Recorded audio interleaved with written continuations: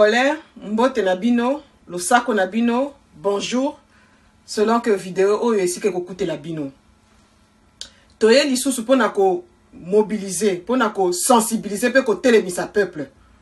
Biso no sotozali ko landa théâtre o ezako le kanamboka. Tango bango bazako welela au bureau d'âge, au premier ministre a démissionné, au assemblée ça la boye. Ce n'est pas ça l'essentiel. L'essentiel ezako le kanamboka ba Rwandais. Bapaya bazako luka ko kata mboka pendant que babwaki bino mukua bino bana mboka bozo wela mukua mais oyo ezamo tuya likambo moboko likambo ezande likambo mabele. Peuple congolais, Félix, il a les pieds et les mains liés. N'attendons rien de lui. Sauf que ça cause la Félix, ça sert à quelque chose, quelque part, il a irresponsabilité na biso. Nous ne devons rien attendre de Félix. Il faut ôter les mains. Il faut barrer Nzela. Parce que ce n'est pas possible. Est-ce qu'il y a Azako Yoka, toi Azako Yoka, Azako Monade, Makle, Azako Sopana, toi Azako Monate. Nous devons maintenant cesser de pointer du doigt car Paya, Rwandais, Burundais, Tanzanie. Félix c'est le problème. Tout ça qu'on ignorait, Félix c'est le grand problème pour le moment. C'est lui qui ouvre la porte aux occupants. Pour que ça la biso ya minene. Je m'adresse à mes frères Katangé. Katangé, batoto ya mama. Katanga nietu.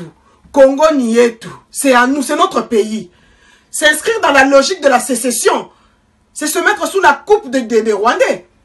Vous ne pouvez pas commencer à prôner la sécession maintenant. Congo, il faut dire qu'elle a un et indivisible. Arrêtez de prôner la sécession. Ce n'est pas une tribu qui fait du mal à tous les autres. C'est Félix. Pointez du doigt Félix et barrons-lui la route. Là, on est d'accord avec vous. Mais commencez à prôner que nous allons prendre notre Katanga. C'est une erreur. Parce qu'ils ne laisseront jamais un fils du pays prendre le contrôle de quoi que ce soit. Mais observez, qui ils ont mis à Tanganyika comme gouverneur? C'est un de leurs, c'est Zoé. Vous pensez que c'est anodin? Zoé n'est pas là pour rien. Alors, cessez de vous... c'est dans le groupe, c'est ensemble que nous faisons l'unité et nous ferons la force. Mais celui qui nous a amené les Rwandais, c'est M. Laurent Désiré Kabila, un fils du Katanga. Est-ce que tous les Congolais ont commencé à s'en prendre au Katangais? Non. La faute a été à Laurent Désiré Kabila et ça ne concerne pas les Katangais. Katanga Nietu, Katanga c'est aux Congolais. Le Katanga appartient aux Congolais. Je m'adresse à mes frères Katangais, arrêtez de prôner la sécession. Ça ne sert à rien. Le sang a coulé partout. À l'Équateur, nous avons eu les Ignélés. Dans le Bandoudu à Yumbi, on a tué.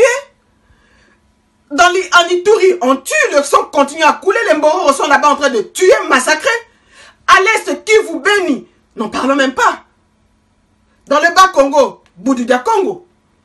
Dans le Kasaï, Kamwina Sampu. À Kinshasa, même là sous vos pieds. On a découvert une fosse commune. Il y a une autre fosse commune qui a été découverte non loin du mausolée de Étienne Tshisekedi. Ça veut dire qu'on nous tue parce que nous sommes Congolais. On ne nous tue pas parce qu'on est Kassaïen. On ne nous tue pas parce qu'on est Katangais ou Kivoussien ou Bomatracien. On nous tue parce que nous sommes les Congolais. Cette terre-là, riche, qui attire les convoitises, c'est à cause de ça que nous sommes tués et massacrés nuit et jour. Sous les yeux de ceux qui se disent nos responsables, de celui qui se dit président. Peuple congolais, levons-nous. Barrons la route. C'est la terre,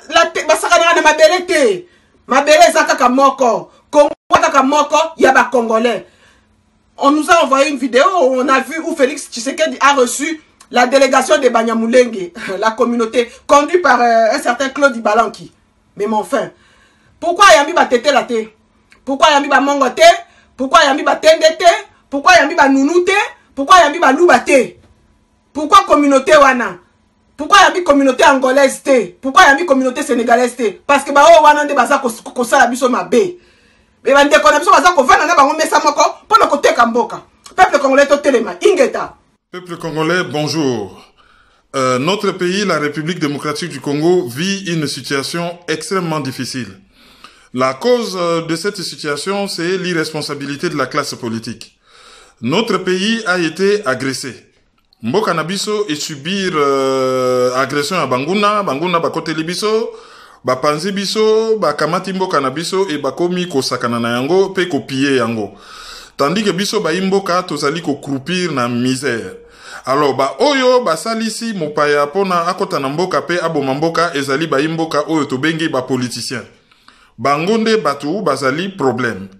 Nyonso bango basalaka bazali ko se comporter d'abord pona intérêt na bango personnel au lieu batala intérêt général. Un politicien azali mutu oyo a décidé à ça la politique. Politique ezali ko luka ko gérer mboka, ko gérer police la cité na kombo ya batu nyonso. Or mutu tango akomi ko gérer mboka molimo na ye kaka ko piller mboka, ko yiba mboka, ko voama, ko vivre malamu tandis que population ezo souffrir, ezali mutu oyo abosani vocation. Po na lopoto balobaka ke politique ezali vocation, politique ezali sacerdoce. Okoya na politique soko biangami et tango komi na politique okosala sacrifice po ozali kokumba mokumba ya bato. Mais bango bayebi wana te. Bazali na muziki ya bato mabe, bato bazali ko boma mboka et bato bazali ko collaborer na bapaya oyo bazali ko boma mboka. Mboka ezali ko souffrir na agression, mboka ezali ko souffrir na occupation. Bango bazokosa bayi mboka ke bango bazali na crise politique. Mboka ezali na crise politique te. Bota la bino moko ba politicien wana. Bazo lekisela bino heure. Eko salakaka dialogue, élection, koswana, parlement, union sacrée, FCC, kaka bakombo ya lokuta, mais pendant ce temps bango pauvreté ezali te. Soki babomi na Beni, na Butembo, na Minembwe, to na Tanganyika, etali bango te. To na Yumbi, etali bango te. Mais soki komi lisolo ya kokabola ba poste wana bango ba ye, ba komi ko benga peuple, mais soki basi bazui ba poste, ba kipaka na bango lisusu peuple wana te. Soki otelemeli politicien te, soki ozali responsable te, soki ozaleli politicien sévère te, okozala moumbu na ye ti kino na kino. Bana na bango batanga na bino kuna na Congo te, batanga ka na poto na biso. Soki ayoki atali no pasi, akamati avion, azali na passeport mibale, ya mboka na ya bapaya. Soki azali na passeport bapaya te, azali na passeport diplomatique. Soki otali na Kinshasa, azali na motuka ya malonga, azali na mbongo, azali na niveau de vie oyo yo population, ozali na yango te. Pourquoi kolanda batu ya ndenge wana? Mboka ezali ya biso nyonso tokoki ko kamata ba responsabilité et ko bongisa mboka. Pourquoi kotike la batibisu sous passeport to blanc-seing po na babe bisamboka? Soki ko bongisa mboka ezali devoir. Koteleme la bato pe bazali ko bebisa mboka ezali devoir sacré. Avenir na yo, avenir ya bana na yo, avenir ya bakoko na yo ezali na maboko na yo. Zalela politicien sévère. Zongisa ye na nzela to chaye mopanzi yo moko kamata ba responsabilité. Mboka ezali ya biso nyonso. Nous méritons mieux. Congolais, Congolaises. J'espère que ndenga tolobaki il faut tozala mingi ya kolobela bino te.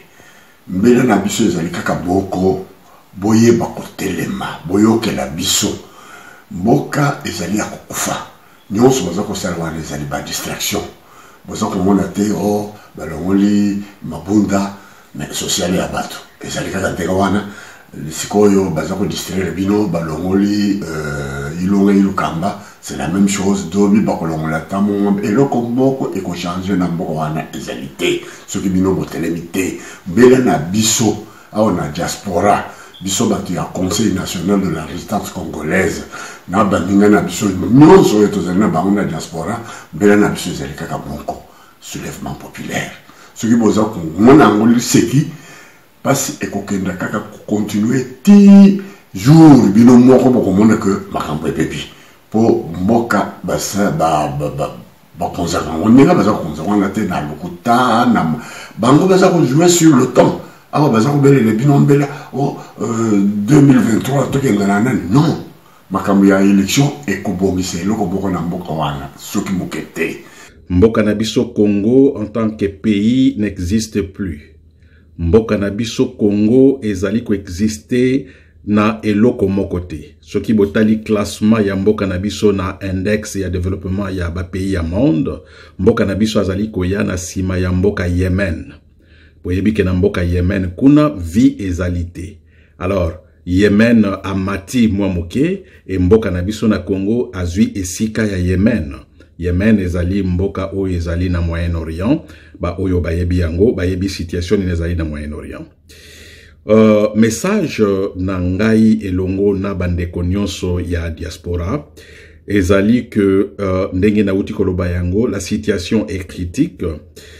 Tozali ko senga na Congolais nyonso atelema contre ba politicien ya mboka na biso oyo bazali komema mboka na biso na mbeba. C'est-à-dire quoi? C'est-à-dire que na mboka na biso ezali na politicien mokote o azali identifiable par rapport à la lutte pour na peuple na biso.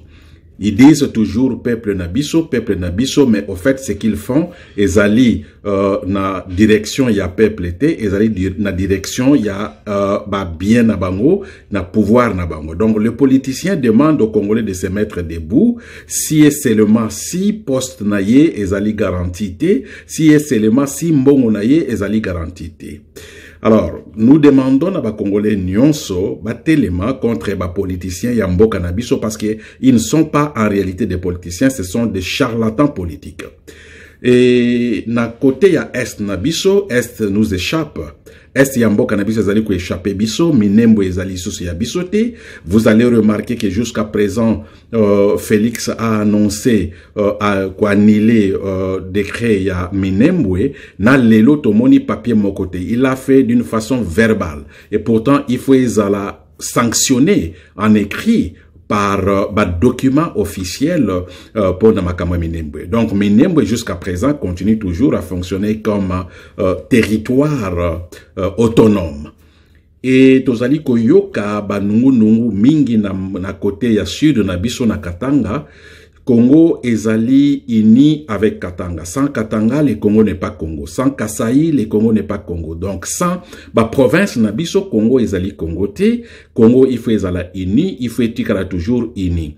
Alors, pona ba politicien oyo bazali na parlement nabiso kuna disons, député na bino, vous remarquez que ce sont les députés qui ne travaillent pas pour vous. Ce sont les députés qui travaillent na ba intérêt na bangomoko. Ce sont les mêmes députés qui ont voté que Kabila, ce qu'Alongwe na pouvoir, a touché $680 000 par mois. Ce sont les mêmes députés qui ont voté que Félix, bon, Félix c'était le président qui viendra après Kabila, va toucher $2,70 000. Ce sont les mêmes politiciens qui ont voté que Kabila va protéger par 2500 gardes républicains. Donc, disons en bref, ces politiciens, ces députés, ne sont pas députés. Ce que nous demandons, c'est table rase na classe politique wana nyonso, to mekakoluka classe politique yasika pour que to réformer Mboka Nabiso. Mboka Nabiso ezali un pays à réformer na makambo nyonso. Il faut réformer éducation, il faut réformer justice, il faut réformer makambo nyonso, il faut co-réformer yango. Alors, on ne peut pas réformer ces pays avec ceux qui ont détruit ces pays. Donc, les hommes des tribus, ces charlatans politiciens, ces charlatans députés, dozana bango besoin te, il faut bango nyonso ba dégager. Donc, vous allez prêt, parce que kalamingité, vous avez des actions à grande envergure et que vous allez mise en place et motomoko akamwate pourquoi biloko wana et koya d'une façon successive. Bonjour chers amis, bonjour peuple congolais. Message nanga oyo nazo sala ngo pona koyebisa bandeko na biso bana na kati ya Kinshasa. Situation ya mboka na biso eza toujours continuer pareil comme avant parce que le système est tombé oyo to bande ko bondisa pendant plus de 20 ans. Système on a échangé forme. Rwandais va se camoufler derrière le fils de Tshisekedi. Donc moi, Tshisekedi, mission et plan, il y a Rwandais, Yesikoyo, Abandiko et de Bango, va concrétiser plan na Bango machiavélique au Bazaki Nango et au Bazalaka Nango contre RDC. Raison pour laquelle aujourd'hui on a battu à Est. Et ils ont continué toujours. Au Teki ko égorgé 50 personnes précisément à Ituri, Kinshasa balobi na minelo komorote silence radio, Zoé, le petit frère de Hippolyte Kanambe Joseph Kabila, a chassé au moins autochtones congolais dans 3 villages na Tanganyika. Kinshasa a informé binoté. Bah, service secret rwandais, ils ont continué toujours à coopérer dans le territoire nabiso d'une manière invisible ou visible. Ils sont toujours chez nous au pays. L'économie nabiso est gérée, contrôlée par Bango. Bon, mon aki budget au bachaki pour le gouvernement na Bango, budget on a ils allaient pour nos salaire na Bango personnel. D'ailleurs déjà na kacha budget on a ceux qui botali Bango moro déjà bazo au moins 80% ya budget ils allaient pour nos frais de fonctionnement, frais de voyage et salaire na Bango bateau bozo benga soi-disant ministre na déshonorable. Donc le pays est toujours occupé et Rwandais s'est camouflé maintenant derrière nos frères congolais ou toujours bien avant qu'on collabo.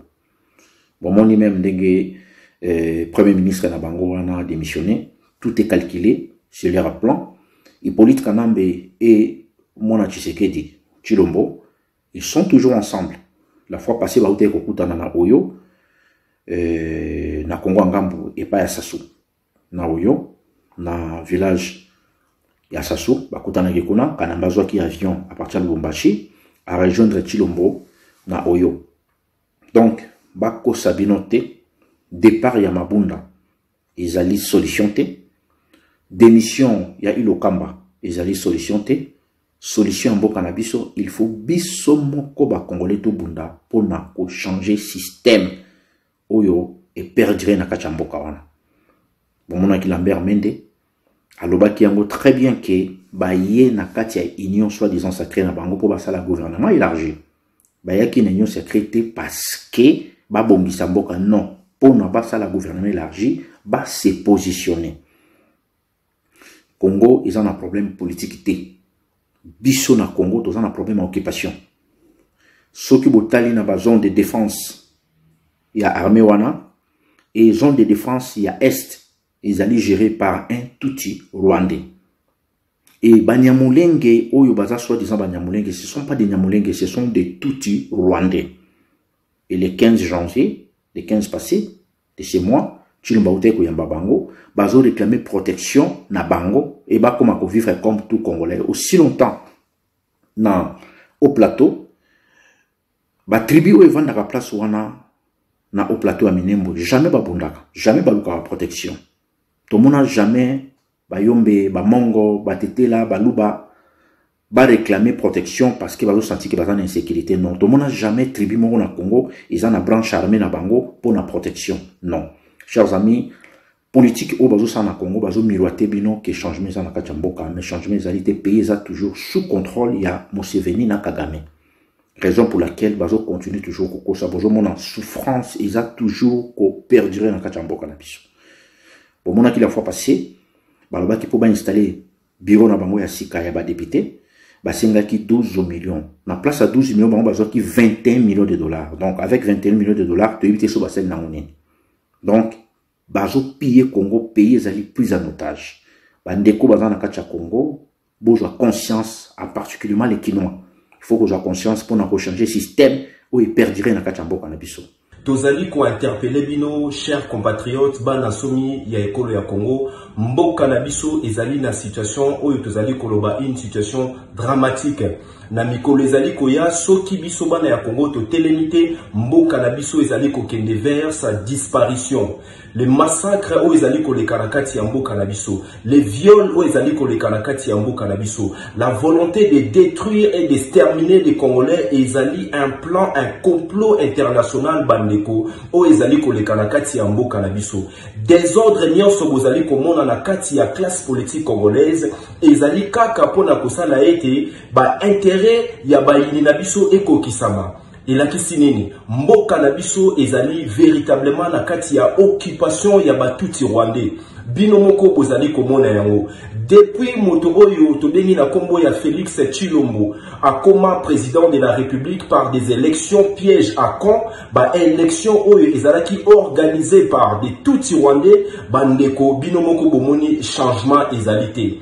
ba betelaki bango maboko ba kosaki peuple congolais ya koloba ete alternance pacifique esalemi bandeko kasi biso tozali koyebisa bino oyo bango bazali kobenga alternance pacifique ezali tout simplement continuité ya système politique oyo ezali na kati ya mboka na biso ya occupation système oyo ezali ko privé ba congolais na ba droit na bango système oyo ezali ko massacrer système oyo ezali ko sala ba crime économique système oyo ezali ko benga na ba congolais na kati ya mabele na bango bozali ko mona ba projet na bango machiavélique ezali ko salema na mboka na biso surtout na partie ya est na Kivu na Nord Kivu na Sud Kivu na Ituri partout bandeko touti kokota na mule ya sika bomona lolenge nini bauti koboma tokoti ane oyo na kati ya souffrance na continuité ya régime ya Félix Tshilombo oyo ezali tout simplement régime ya occupation ya Paul Kagame na Hippolyte Kanambe alias Joseph Kabila bandeko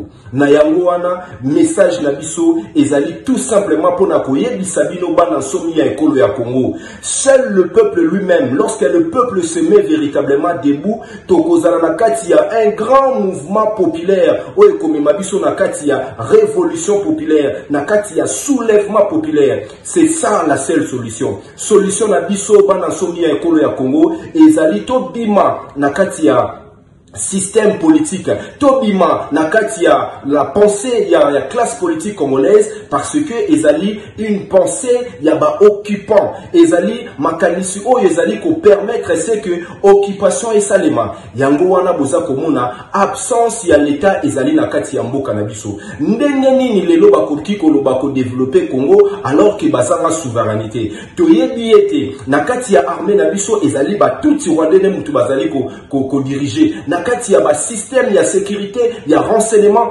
toutes les institutions de notre pays ezali infiltration wana lokola evandi esali misisa yango tozali kobenga occupation bandeko alors volonté ya ba occupant volonté ya Paul Kagame volonté ya Félix Tshilombo na classe politique ezali kobimisa bino na kati ya souffrance oyo te ezali tout simplement ya ko perdurer na système na bango nde babengi alternance na yango bandeko biso toza kobenga bino na kati ya alternative wana ezali nini ezali seulement que le peuple lui-même puisse se mettre debout mais ndenge na yebisi bino bandeko peuple congolais ozali yo moko te biso awa na kati ya diaspora la résistance congolaise dans la diaspora tous unis tozali na kati ya bomoko nde toza kolinga ko organiser ensemble avec vous la libération totale de notre pays to récupérer souveraineté na biso bandeko ndenge boza komona toza kobunda pona justice lelo boyoki makambo ya rapport mapping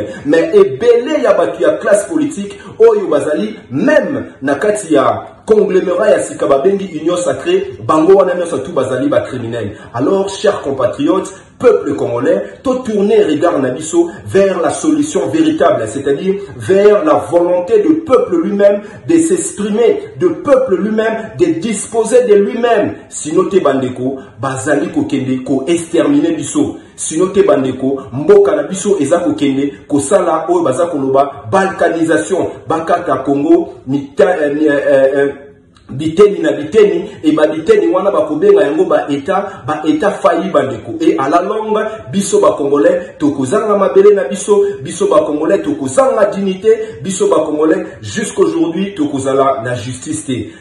Comme on a Eric 123 situation catastrophique na est na biso ezali plan ya balkanisation toloba yango na kati ya résistance awa papa Honoré Ngwanda abanda yango plus de 20 ans yango bandeko na ngai ba Rwandais bazo se préparer en conséquence pour na koboto la miso mabele toti kala kidiba te to sangana to ya awa na diaspora to za la bomoko ba particule nyonso o to za la ka bandeko na ngai to zo conscience ya danger o ezo gete mboka na biso na ba massacre nyonso bozo kana ba beni kuna ezali complicité ba formation ya ba groupuscule armé wana ya ba soi-disant ba Al-Shabaab ba musulman eza ba Rwandais biso to yebi to na bango tant que bana Kivu wana eza ba Rwandais ça ce n'est pas des vrais musulmans ce sont des musulmans préparés et fondés au Rwanda et en Ouganda alors bandeko na ngai nyonso oyo ezoleka kuna zowe ndenge bozo mona ye wana azali ko planifier ba plan ya balkanisation azo tonga azo sala ba biloko nyonso pour batu nyonso balinga ye a récupérer ame ya ba congolais comme ça Kanambe ndenge azawana azo préparer pe balkanisation bomona kaka makambo oyo Olive Kanambe azo sala azo teka mabele na biso bazo somba mabele na biso pona ko préparer pona ba Rwandais oyo bakoya ko fandela mabele wana ba Rwandais bakoti na Mwenga ba Rwandais bakoti na Fizi ba Burundais misusu baza ba réfugié na Fizi esika bitumba ezali bomona yango wapi ba mboka na bango eza na kimia Uganda kutu ba élection uti ko sila mais bazoya kaka ko batela mabele na bazo kaka ko kota mabele na biso alors biso ba Congolais toza la distraite na ba makambo oyo ezolekana na Kinshasa na kei directement na oyo ezolekana Kim botala ba aventure FCCT IDPCT oh union sacrée oh tokomi soki na lamuka te bande ko ngai distraction pure et simple bobi mana pongi aba politicien wana kutu baza tala moindo zangi ndenge akoyi akomi lisusu Vital Kamerhe azomema bango boy Moïse Katumbi azomema bango boy bakomi kaka na ba position sima ya bato ya bapaya wana bande ko ngai botika buzoba bo rejoindre la vraie résistance biso population diaspora ndenge toza awa population na biso ba policier na biso bakomi conscient ba FARDC baza conscient na ndenge botala ndenge babomi 4 pilotes à chasse bakundi bango lokola bambona kati ya ba sachet plastique bomona yango wapi pas même l'honneur militaire ya kokunda militaire oyo akufi pona mabele même drapeau ya pamba bakundi bango na fosse commune lokola bambwa bomona yango wapi bande konanga mingi ya koloba te bana ya poto bana diaspora ba groupe nyonso ya résistance botika ba positionnement botika koluka ba poste to koluka ba poste ndenge ni na vide poste pona nini na minute to za bitumba muto alukaka titre te tango aza na bitumba titre yaka après bitumba na yango bande ko ngai nazo senga na bino bo rejoindre la vraie résistance donc l'unité dans la diversité est une obligation lorsque nous sommes dans un combat pareil na yango bande ko ngai nakanisi boyoki ngai nyonso ezoleka na este ezali ba magwe ezali plan ya balkanisation pure et simple tuzaka na mboka moko ba mboka na biso RDC la République démocratique du Congo.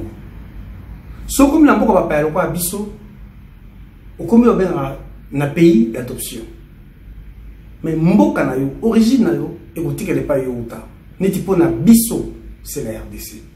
Et pas bino bande pona biso bozali. Yangala bomonaka ta mboka na biso zaka bien te atako tozali banda. To bundaka. Motema moko na bino. To banda ko bunda bandaka motema moko na bino.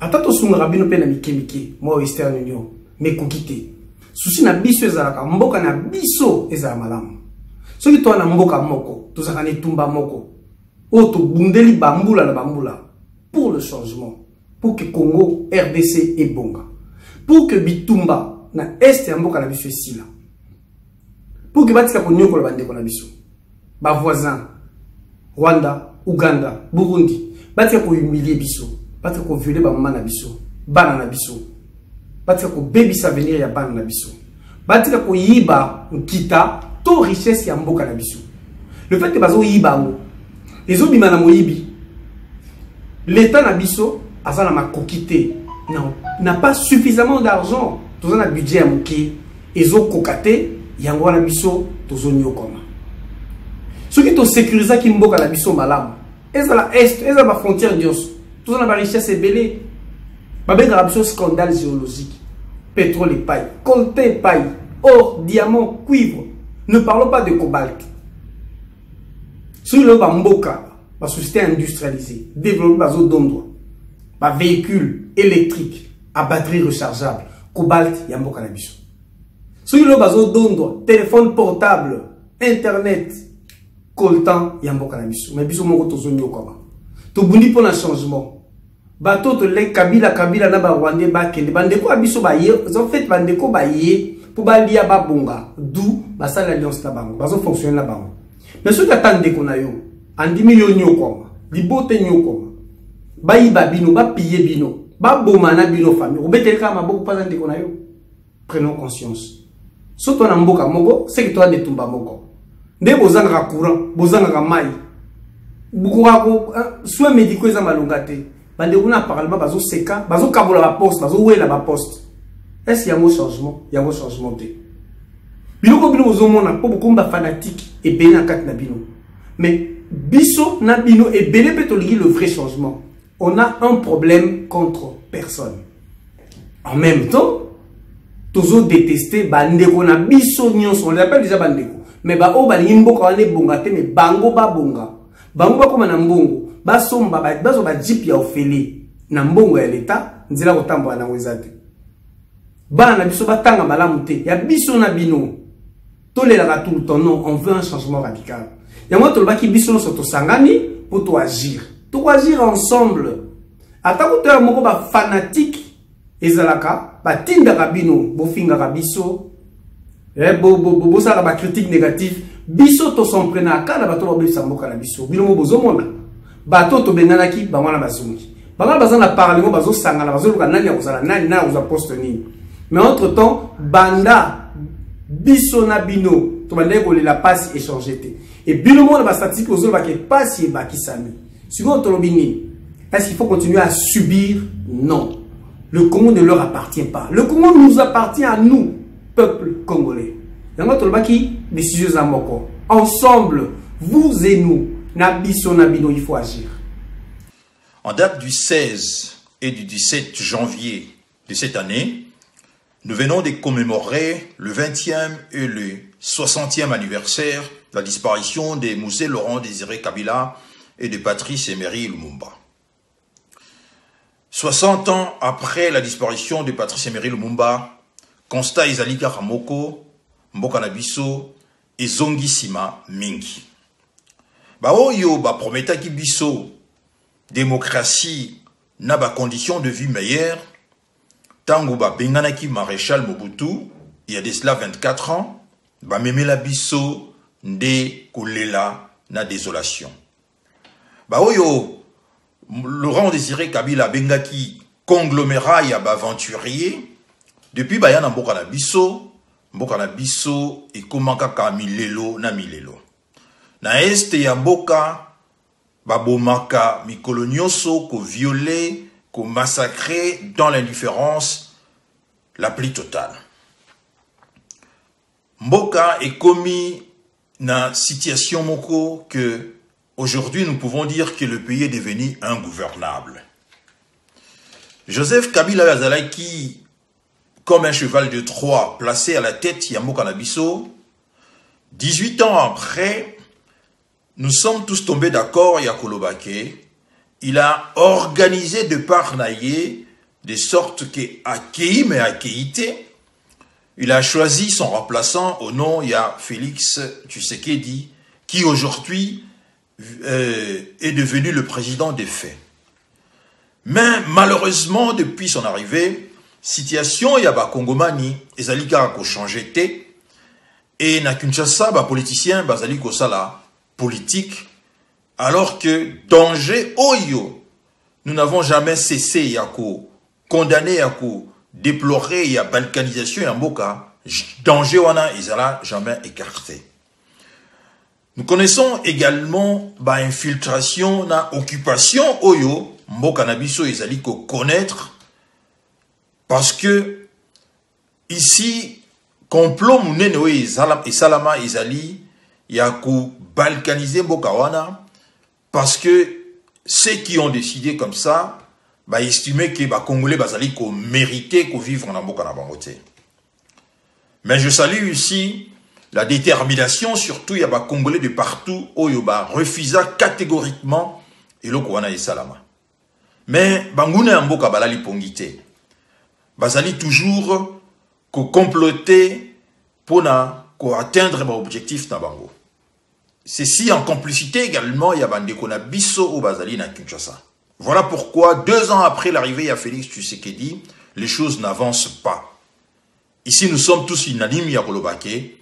Yemoko d'ailleurs reconnaîtra qu'il y a un que Bazali Kotiaï ba bâton dans les roues, alors que lui ou bien les autres qui ont cru en lui pensaient que changement est salamaki. Mais un certain nombre de compatriotes, déplora qui situation wana ya kolobake changement oyo ezali comme on a dit changement mais ezali vraiment changement parce que Joseph Kabila azali ko continuer ko manœuvrer en coulisses. C'est que Félix Tshisekedi lui-même a reconnu. Mais danger mususu ye kobima ezali koleka na côté ya Katanga kuna. O ezali koleka kuna na Katanga notamment par ma déclaration il y a pasteur Ngoïmou Lumumba que je condamne fermement ezali kolakisa biso ke tofungola miso. Depuis un certain temps, notre frère, notre aîné Honoré Ngwanda a lancé la biso mbela ya kolobake mboka na biso ezali en danger. Ezali convoité par identifiant notamment le Rwandais, les Ougandais, les Burundais et d'autres pays que nous connaissons ici, que le multinational utilise ici pour piller notre pays. Mais, politiciens yambo kanabiso, bazali kotala ailleurs. Voilà pourquoi, message oyo izali, yako benga, compatriotes nabiso, bo rejoindre résistance. Seule résistance nemotu, et qui peut permettre à ce que situation wana ezala un jour vaincu. Ce qui te continue toujours kolanda politiciens oyo alors que les nôtres sont massacrés jour et nuit, les nôtres vivent dans leur pays, bazali en exil, je dirais, n'a pas déplacement parce que l'ennemi de notre pays azali ko tuer pona ko bengana bango pour venir occuper ba territoire. Pendant ce temps-là, les politiciens font de la politique, mais ne regardent pas la réalité. Yamboka, je dis bien ici, ils connaissent cette réalité, mais en complicité avec les ennemis du pays, ne font rien pour que la situation en ait changé. Voilà pourquoi j'appelle cet appel, l'appel des Zurich, de rejoindre la résistance. Parce que l'heure est grave, pour ne pas paraphraser quelqu'un que vous connaissez très bien, l'heure est grave. L'heure est grave. Le danger au Ezalaki dans un pays et s'est transféré actuellement du côté du Katanga. Velléité, pardon, il y a pasteur Ngoïmou Lumumba et Bimina Poissa. Ici, bandeko na ngai, to fongola miso, to sangana biso nyonso, to rejoindre résistance. Ce n'est que comme ça, nous devons stopper makambu oyo projet diabolique oyo ezali ko salama na mboka na biso. 2 ans yango oyo to beleli to lobaki ete mboka na biso ezali toujours na maboko ya bapaya. Bandeko balobaki te mwana mboka azali na tete ya mboka bo soutenir ye. Biso lobaki te to ko soutenir politicien mon côté tant que mboka ezali na occupation. Parce que balobi faire la politique dans un pays occupé ezali trahison. Pourquoi balobi faire la politique dans un pays occupé ezali trahison? Bandeko na ngai, diaspora résistant, peuple quinois. Bota la ndenge classe politique oyo ezali ko sarana ba avenir na biso pe avenir ya nation. Classe politique congolaise, bazali classe politique où on a 2021 en tant que peuple congolais, il faut tout kokakosila na classe politique médiocre oyo. Tilelo et fandisi occupation na mabele na biso ya bakoko. Tolobaki te bakoki kokende élection na bapayate. Yo si omona politicien congolaise nini oyo alobaki mabele na biso ezali na occupation. Mais bino peuple quinois tilelo bozali ko soutenir classe politique oyo bazali ko boma avenir na biso na ya bana na biso. Bandeko na ngai diaspora résistant. Bino oyo boyambaka ba politicien awa na Europe. Biso na Congo sika tolobaki na 2016 2018 tokende ba élection na ba payate. To salaki diagnostic ya maladie oyo Congo ezali ko bela, to komona Congo ezali na maladie ya occupation. Maladie ya occupation po occupation ebima na mabele ya bakoko ezali kosenga désobéissance civile ou soulèvement populaire.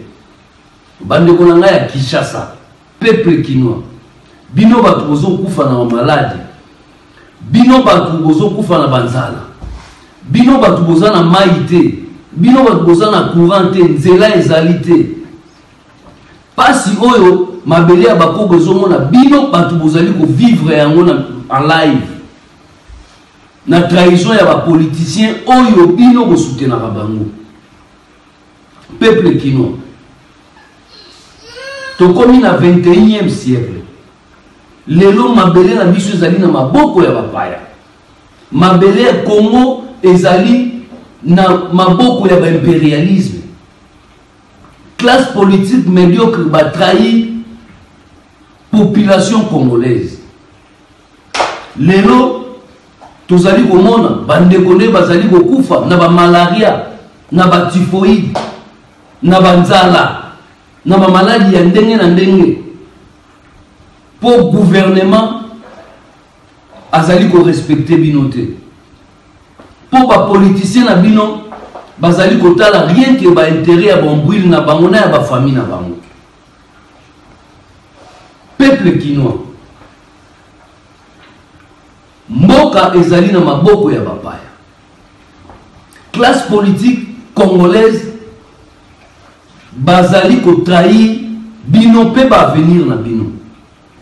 Biso to fani lelo en Europe. Europe ezali paradis, ezali mabele na biso, ezali terre d'accueil. Lelo lobi